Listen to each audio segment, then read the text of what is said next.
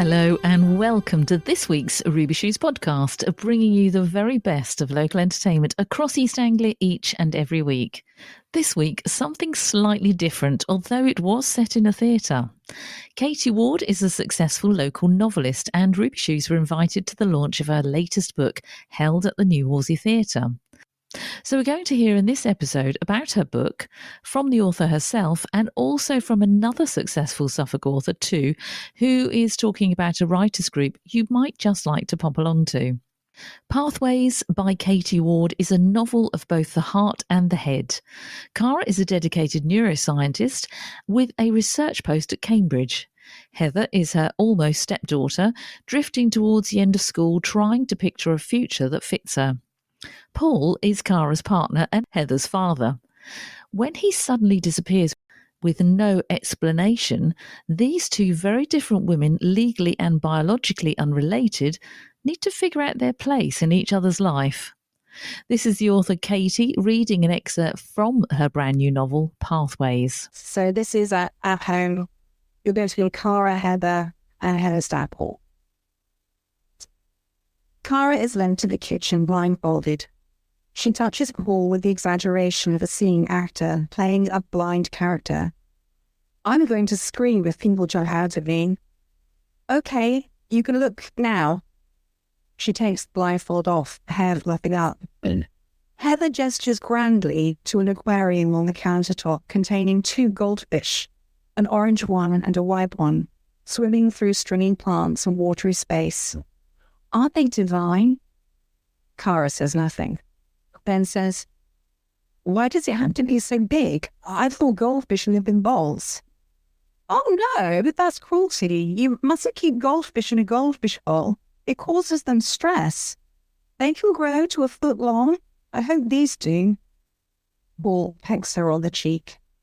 Happy birthday. They have 3-second memories and food drops out the sky, Cara says. What is there to be stressed about? They can remember months at a time, Heather explains. The man at the garden centre told us, which means these can still remember being for sale, poor things. See how shiny they are? And shy? She stoops to the vase. This is much nicer. You'll like it here. The fish she is talking to swims away. If I had a million guesses, Cara slips her arm through Paul's. What possessed you? Better than jewellery, the Heather mutters. Cara clenches her teeth, goes closer to examine her gift. Are they males or females? Not one of each, I hope. What do you want them to be? Says Heather. Oh God, are we going to be overrun? Do they eat their offspring? Don't you like them? Heather looks genuinely hurt by the possibility. Paul wouldn't have come up with this by himself. This is Heather's doing. She expects it to be received with delight. Cara checks her reaction. I admit it is original. They'll look good in the lab, I expect. You can't move them. They're traumatized enough as it is. They belong here with us. She points. This one likes you. What do you want to call it? You can name them, really. You choose. No, they're yours. We meant to get 3. We need a larger tank and it wouldn't have fitted. I measured. The white goldfish skints along the grass, eyeing the humans. The orange goldfish stays in the background. Heather says, they love each other. How much did it cost? She won't check his bags in front of him, that's rude. I'll name one and you can name the other, Cara says. Set in Cambridge and Las Vegas, each city in its way is artificial as the other. Pathways is about connections forged and connections failed, and how people struggle to understand themselves and each other. A novel of both the heart and the head, it's perceptive, wry, and unexpectedly moving. A love story of deep originality and intelligence. Now, the book signing at the New Wolsey Theatre was absolutely packed with people, all desperate to get their book signed by Katie. I managed to jump ahead of the queue and grab a very quick word with her. Absolutely brilliant. Congratulations. Thank you. I loved everything you said tonight about the book and the amount of time it's taken and the amount of effort you do to inspire other great writers. Quick questions for you. Yes. Is there another book, or are you now lying in a darkened room for the rest of the time when you're not having to give talks about this book? Oh my goodness. Yeah, I haven't yet made up my mind about what I'm going to write next. I have got a couple of things that I'm just experimenting with. I mean, somebody asked me earlier, how does it feel being historical novelist and now a contemporary novelist? And I'm not really sure, which do I want to do next? So seeing how it goes for now. Wait for the inspiration. Exactly. Well, good luck with this book. Thank you. It's available at Dial Lane Books. Can people get it online as well? They can get it from all the retailers. Yeah, it's called Pathways. It's published by Fleet, which is an imprint of Little Brown, and yeah, it's just available wherever you normally buy books. Fabulous. Thank you so much. Thank you. Katie's new book, Pathways, is published by Fleet, which is part of the Little Brown Book Group, and it's also available from Dial Lane Books in Ipswich, and you can also get it online and other local bookshops too. On the same night, I also spoke to another successful Suffolk novelist. That was Dr. Amanda Hodgkinson. She's also Associate Dean at the University of Suffolk, and her first novel, 22 Britannia Road, became an award-winning international bestseller. Her critically acclaimed second novel, Spilt Milk, was published in 2014. She spoke to me about Katie, who also hosts a writing group which is held regularly in Ipswich. Obviously a huge supporter of culture here in Suffolk. Tell me about the Suffolk writers and how you inspire them, because there's lots of writers that listen to the Ruby Shoes podcast. So I think Suffolk's a really exciting place. It's a huge county for a start. It's got a massive history of writers, artists, musicians, but that great big county of Suffolk sits between Norfolk with Norwich Writers' Centre and UEA, and Essex with the wonderful wild writing at Essex University. So in a way, it's kind of pulled both ways for a long time. That's how I've seen it. And at the University of Suffolk, I'm lucky enough to kind of head up the creative writing there. I'm really passionate about that. And I feel like that's a kind of a hub or a centre for us to start thinking about the identity of writing and writers and culture in Suffolk that is Suffolk-based rather than not. There's we've wonderful colleagues in Norfolk and wonderful people in Essex, but Suffolk writers, I think, is a really exciting, aren't we? In the perfect way. There's something really unique about Suffolk, I think. You're a writer in your own right. Yes. Not word really, but the other sort of right. Yeah. How do you find time to do that as well as your work at the university? I think that's an interesting question. So I was lucky enough to publish very well. My books were very successful. And I was taught a little bit. But I became really obsessed with teaching and really, really enjoy developing, supporting, working with writers. I find that a very creative space. So I haven't written a novel for a couple of years now, and I've got one I'm working on. But right now, I just feel like it's very exciting to be working with others. I sort of feel quite happy about, my novel will take the time it takes because I've got other things I'm doing. It's sort of the success I had with those novels is really having such successful novels. My first novel was an international bestseller, sold around the world. I went around the world on book tours. My second novel did incredibly well, had fabulous reviews. I then wrote a novella and it was published in America and various different countries. And I could have carried on doing that, but I really got this joy from working with writers, from promoting the things I love. And I suppose I was lucky enough that put me in a position where I've been able to really develop something at the University of Suffolk. It's almost vocational for you, isn't it? Yeah, in a way. And, I sort of feel that everything will fit together. When I want to write another novel, which I am writing a novel, but when I I need to turn my focus to that, I think I will. But right now, my focus is really on on the MA in Creative and Critical Writing at the university. I also have a PhD in creative writing. I have a lot of PhD students. That's really growing.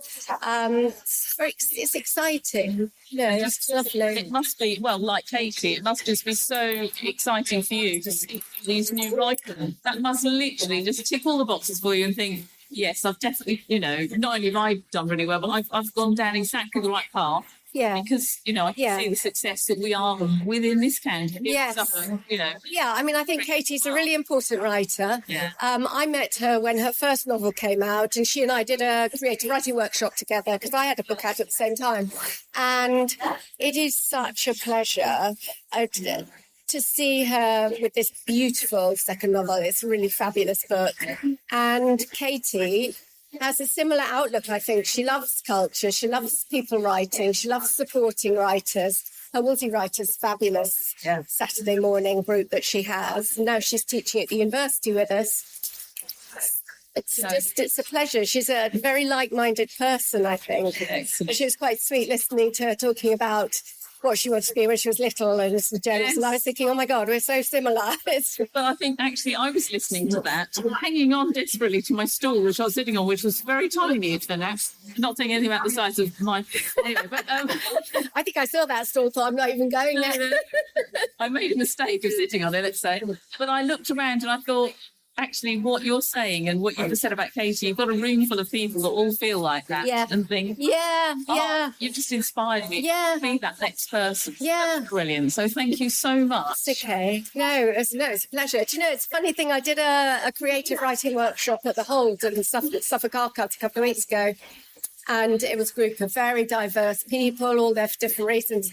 But I actually ended up saying to them, oh, you're my tribe, because we were all there with the bravery that it takes to be creative. Yes.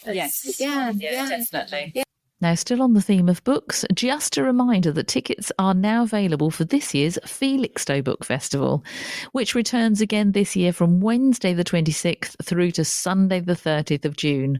For more information and to book your tickets to get up close and personal with some of your favourite authors, go to felixstowebookfestival.co.uk.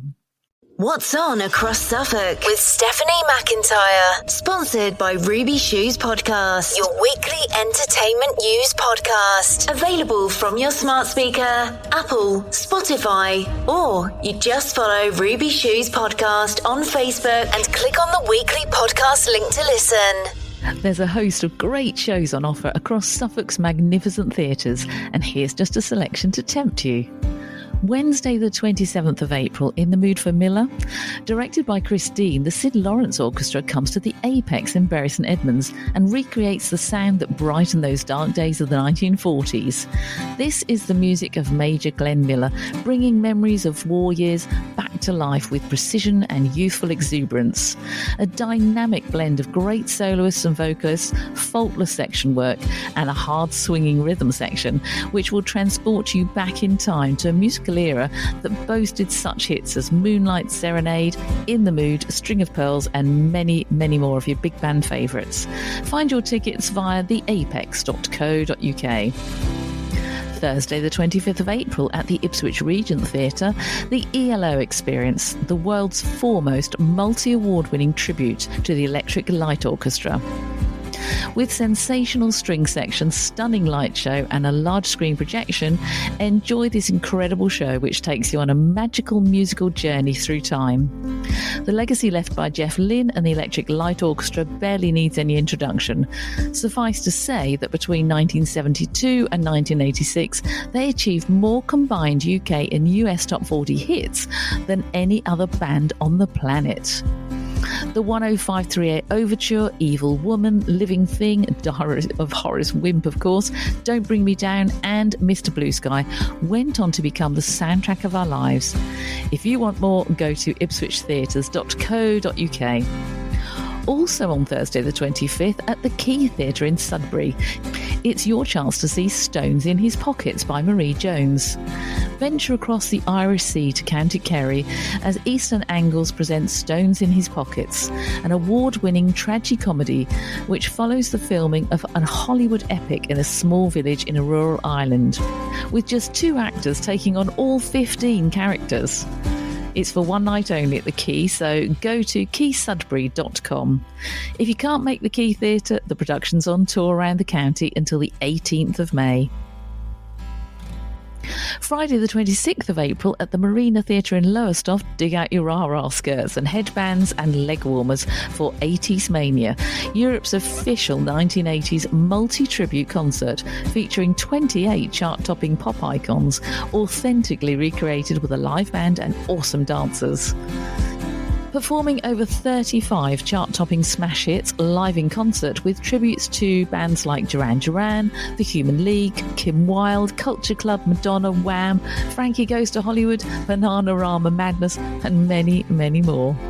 Click on marinatheatre.co.uk to get your tickets.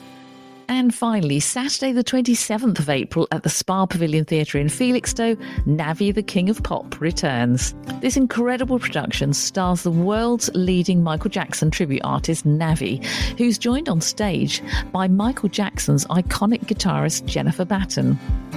Navi is regarded as the world's #1 tribute artist. He was handpicked by Michael himself as his official body double. Michael also hired Navi to perform at 2 of his birthday parties, where he gave Navi a standing ovation. Navi was also chosen by Hollywood and received critical acclaim after starring in the new Michael Jackson movie, Michael Jackson Searching for Neverland.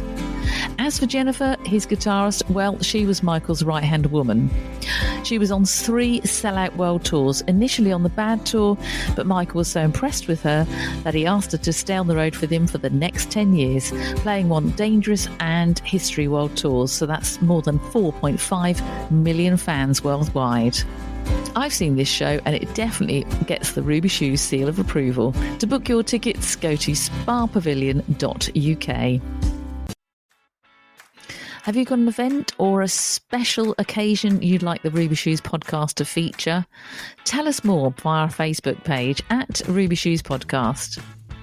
And don't forget, you can always listen again to any of the Ruby Shoes podcasts via Apple or Spotify or your smart speaker, or just by simply clicking on the weekly podcast links on our Facebook page. And follow us too for all the latest entertainment news.